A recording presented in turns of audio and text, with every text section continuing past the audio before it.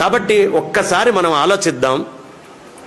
కాక్కా గాయిన్యా అనండి అందరూ.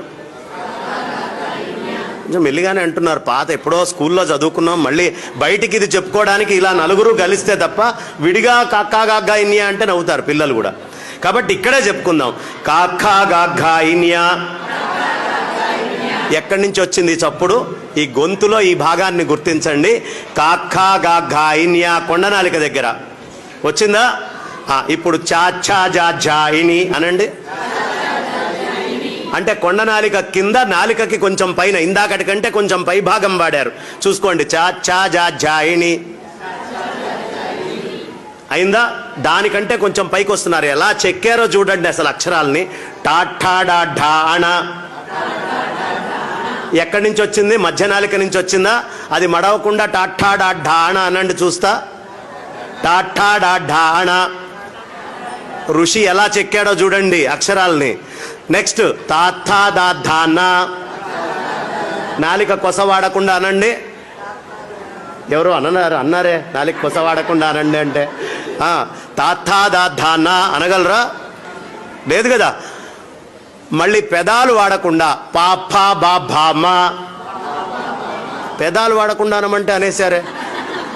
అనగలరా? పాపా బామా అని పెదాలు వాడకుండా. మన ఋషి ఎంత చక్కగా అక్షరాలను చెక్కాడో చూడండి. ఒక తపస్సు చేయిస్తున్నాడు. ఇక్కడి నుంచి ఇక్కడి దాకా అక్షరాలతోటి తపస్సు చేయిస్తున్నాడు. నేను ఈ మధ్య అనుకోకుండా ఒక హాస్పిటల్ దగ్గరికి వెళ్ళటమైంది. మాకు తెలిసిన మిత్రుడిని తీసుకొని వెళ్ళాను. ఆయనకి చెయ్యి ఇట్లా వణుకుతోందమ్మా. చెయ్యి వణుకుతోంది. వణుకుతుంటే డాక్టర్ కృష్ణ సుబ్రహ్మణ్యం గారిని ఇవాళ పాపం ఆయన ఇవాళ కూడా నేను కలవటమైంది. ఆర్థోపెడిక్ ఆయన, న్యూరో ఆయన కూడా పక్కన కూర్చొని ఉన్నారు. ఏమండి చెయ్యి ఇలా వణుకుతోంది అన్నాడు.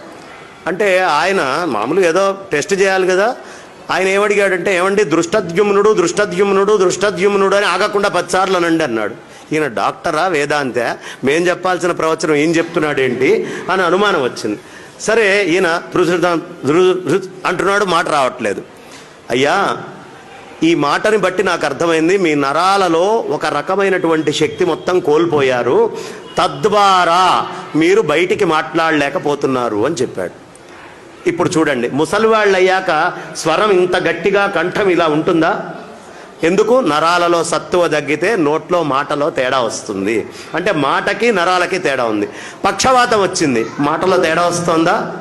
నరాలకి మాటకి చాలా సంబంధం ఉంది. నరాలకి మాటకి చాలా సంబంధం, చాలా దగ్గర సంబంధం ఉంది. ఇది మన ఋషులకి తెలుసు.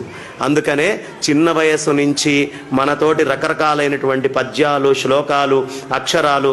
మా తాతయ్య గారి పుస్తకంలో ఉండేది. పషర్లపాటి వాసుదేవయ్య శాస్త్రి గారు చాలా అద్భుతంగా రామాయణము, వాసుదేవ రామాయణం అని రాశారు.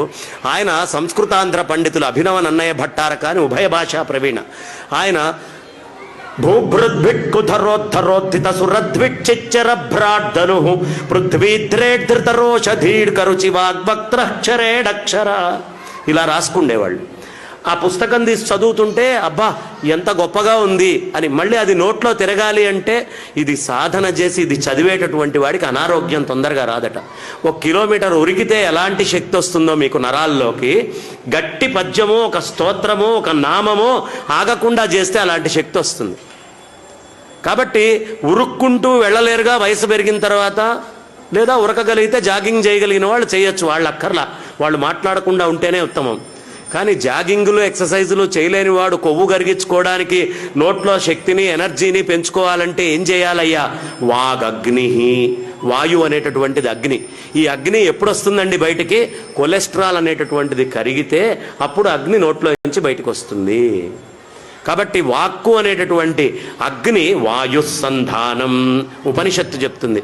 ఈ విధంగా గనక మీరు స్తోత్రం పిల్లలకి రోజు ఏదో ఒక స్తోత్రం గనక నేర్పిస్తూ చెప్తూ పోతూ ఉంటే చాలా బలిష్ఠులు, బలాఢ్యులు, శక్తివంతులు, బలవంతులు అవుతారు. అది ఆంగ్లంలో చెప్తే వాడు ఎలా చెక్కాడో మనకు తెలియదుగా. మన ఋషి అయితే చాలా అద్భుతంగా చెక్కి దీన్ని పెట్టాడు.